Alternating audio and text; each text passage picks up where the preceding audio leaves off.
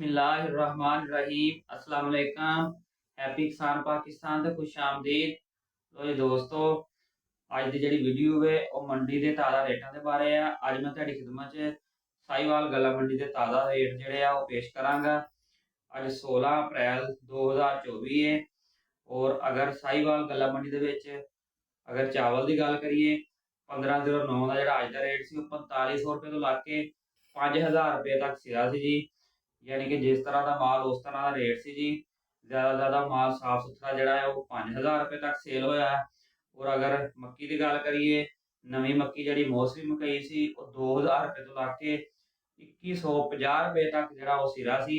अगर वंडा क्वालिटी की गल करिए 1600 रुपये तो लग के 1800 रुपये तक रेट रहा जी। और अगर पराली मक्की की गल करिए 1600 रुपये तो लग के 2050 रुपये तक जो अज का रेट से जी साहिवाल गला मंडी का। और इस तो बाद अगर सरसों की गल करिए 6000 रुपये तो लग के 6600 रुपये तक जो सरसों का रेट से जी। और अगर मैं गंदम की गल करा गंदम पुरानी गंदम भी मंडी के आ रही है और नवी गंदम की भी आमद जी शुरू हो गई है। और गंदम के रेटा के शदीद मंदा जी।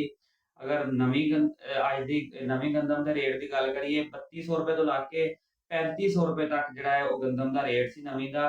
यानी कि जिस तरह का माल उस तरह रेट 3200 रुपये तो लग के ज्यादा से ज्यादा जो सिरा सी 3500 रुपये तक रहा।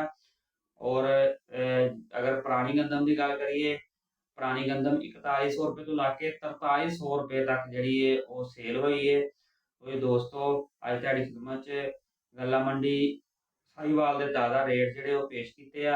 अगर वीडियो अच्छी लगे लाइक कर देना, दोस्तों को शेयर कर देना।